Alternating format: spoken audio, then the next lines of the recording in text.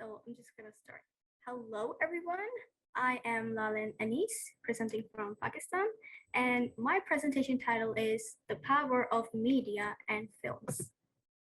So my problem statement is, movies have the ability to establish and reinforce stereotypes, ultimately influencing societal attitudes.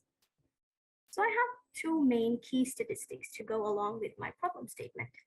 Number one, did you know that exposure to media stereotypes can actually affect viewers' attitude towards different stereotyped groups and their own self concept, according to a study in the Journal of Communication?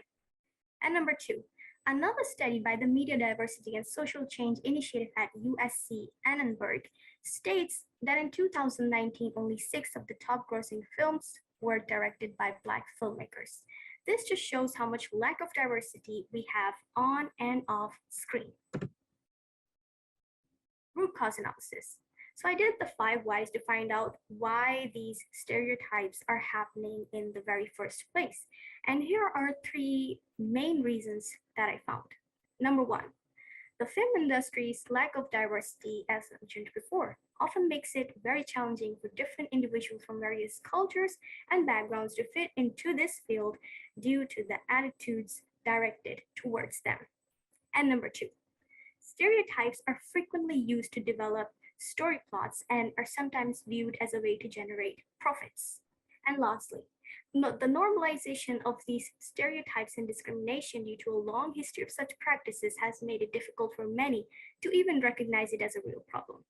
So it's not recognized as a real problem, hence it's not solved as a real problem.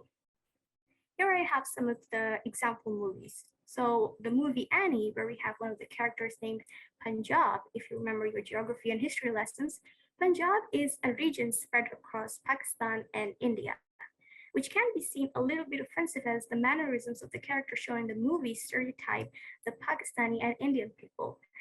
Hence, it reinforces the stereotype that Pakistani people or the Punjabi people are strong physically but lack emotional depth and intelligence. Another movie, the movie 16 Candles, where we have one of the characters named Long Duk Dong, who is an exchange student from China who speaks broken English.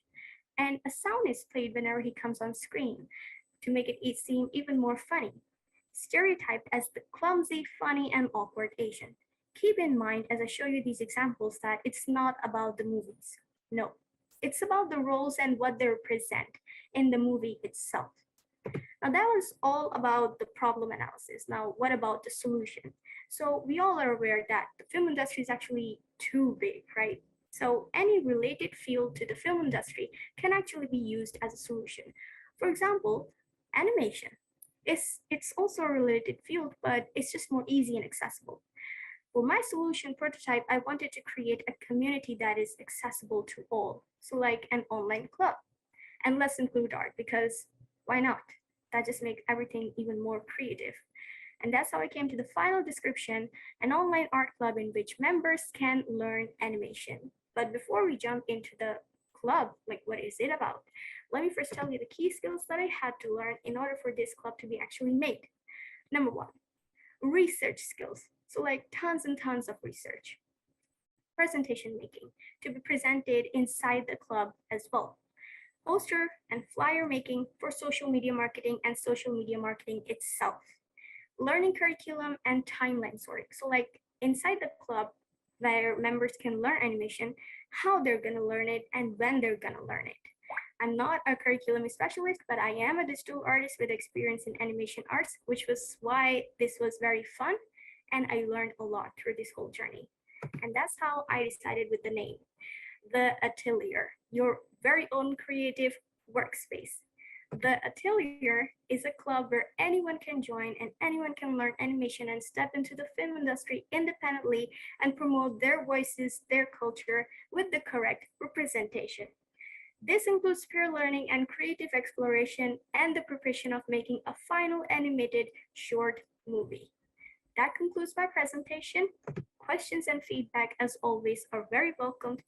But a really important note, if you want to find out more about the Atelier or if you want to join it, find out more through these Instagram profiles.